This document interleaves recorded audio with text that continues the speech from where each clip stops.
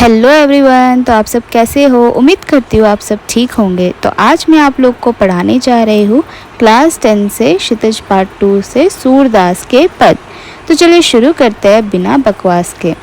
प्रस्तुत पद में गोपिया उद्धव अर्थात श्री कृष्ण के मित्र से व्यंग करते हुए कह रहे हैं कि है उद्धव, तुम बहुत भाग्यशाली हो जो अभी तक श्री कृष्ण के साथ रहते हुए भी उनके प्रेम के बंधन से तुम अब तक अछूत हो यानी अनटचेबल हो, और ना ही तुम्हारे मन में श्री कृष्ण के प्रति कोई प्रेम या भाव उत्पन्न हुआ हो।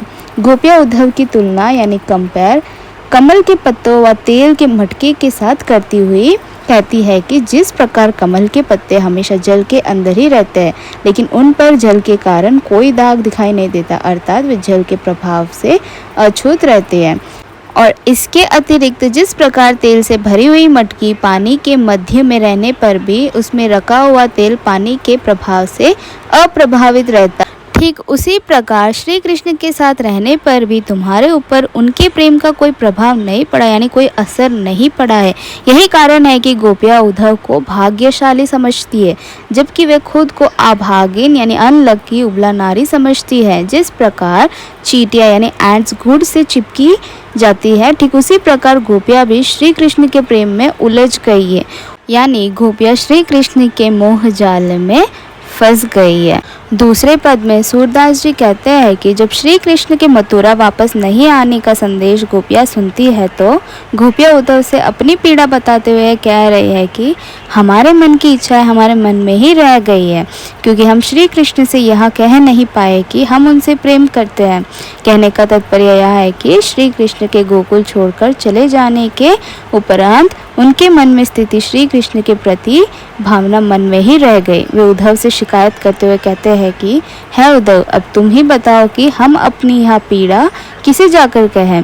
उन्हें यह समझ नहीं आ रहा है कि अब तक श्री कृष्ण के आने की आशा ही हमारे जीने की आधार थी, अर्थात वे अब तक इसी कारण जी रही थी कि श्री कृष्ण जल्द ही वापस आएंगे और वे सिर्फ इसी आशा में अपने तन मन की पीड़ा को सह रहे थे कि जब श्री कृष्ण वापस लौटेंगे तो अपने प्रेम को श्री कृष्ण के समक्ष व्यक्त करेंगे। परंतु जब उन्हें श्री कृष्ण का योग यानी संदेश मिला जिसमें उन्हें पता चला कि वे अब लौटकर नहीं आएंगे, तो इस संदेश को सुनकर गोपियाँ टूट सी गई, जिस कारण उनकी विरह यानी बिछड़ने की व्यथा और बढ़ गई। अब तो उनके विरह सहने की सहारा भी उनसे छीन गया, अर्थात श्री कृष्ण वापस लौटकर नहीं आने वाले हैं और इसी कारण अब उनकी प्रेम भावना कभी संतुष्ट होने वाली नहीं है। वे जहाज से भी श्री कृष्ण के विरह यानी बिछड़ने की ज्वाला से अपनी रक्षा करने के लिए सहारा चाह रही थी, उधर से ही योग की धारा बहती चली जा रही है। उन्हें ऐसे प्रतीत हो रहा है कि अब वह हमेशा के लिए श्री कृष्ण से बिछड़ चुकी है और किसी कारणवश गोपियों के अंदर जो धैर्य बसा हुआ था अब वह टूट चुका है। इस वजह से गोपियां वियोग में कह रहे हैं कि श्री कृष्ण ने सारी लोक मर्यादा का उल्लंघन किया है, उन्होंने हमें धोखा दिया है, तो भला हम धैर्य धारण कैसे कर सकते हैं। और तीसरे दोहे में गोपिया उद्धव से कहती है कि हमारे श्री कृष्ण तो हमारे लिए हरिल पक्षी की लकड़ी के समान है।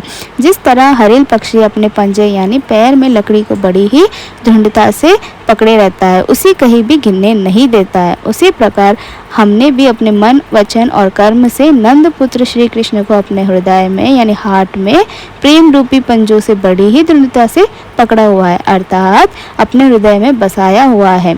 हम तो जागते सोते सपने में दिन रात काना काना रटते हैं और इसी के कारण हम तो जोग का नाम सुनते ही ऐसा लगता है जैसे मुंह में ककड़ी यानी कुकुम्बर चली गई हो। योग रूपी जिस बीमारी को तुम हमारे लिए लाए हो उसे हमने ना तो पहले कभी देखा है, ना उसके बारे में सुना है और ना ही इसके कभी व्यवहार करके सामन चंचल है, अर्थात देखा है। सूरदास गोपियों के माध्यम से कहते हैं कि इस जोग को तो तुम उन्हीं को जाकर सौंप दो जिनका मन चक्री हो यानी चंचल हो, अर्थात हमारा मन तो स्थिर है यानी स्टेबल है, वह तो सदैव श्री कृष्ण के प्रेम में ही रमा रहता है, तो हमारे ऊपर तुम्हारा इस संदेश का कोई असर नहीं पड़ने वाला है।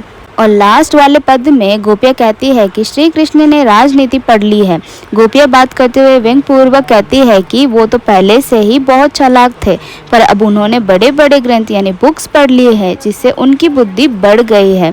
तभी तो हमारे बारे में सब कुछ जानते हुए भी उन्होंने हमारे पास उद्धव से योग का संदेश भेजा है।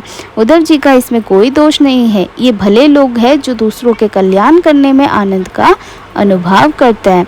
गोपियाँ उद्धव से कहते हैं कि आप जाकर कहिएगा कि यह मथुरा से जाते वक्त श्री कृष्ण हमारे मन को अपने साथ ले गए थे, उसे वे वापस कर दें। वे अत्याचारी को धन देने का काम करना मथुरे गए हैं, परंतु वे स्वयं अत्याचार करते हैं। आप उनसे कहिएगा कि एक राजा को हमेशा चाहिए कि वो प्रजा के हित का ख्याल रखे, उन्हें किसी प्रकार का कष्ट नहीं पहुंचना चाहिए। यही तो राजधर्म है। तो दोस्तों, आई होप आपको ये वीडियो पसंद आया होगा। तो चलिए मिलते हैं अगले वाले वीडियो में। तब तक के लिए खुश रहे और स्वस्थ रहे, और जाते जाते मेरे वीडियो को लाइक, शेयर एंड सब्सक्राइब करें।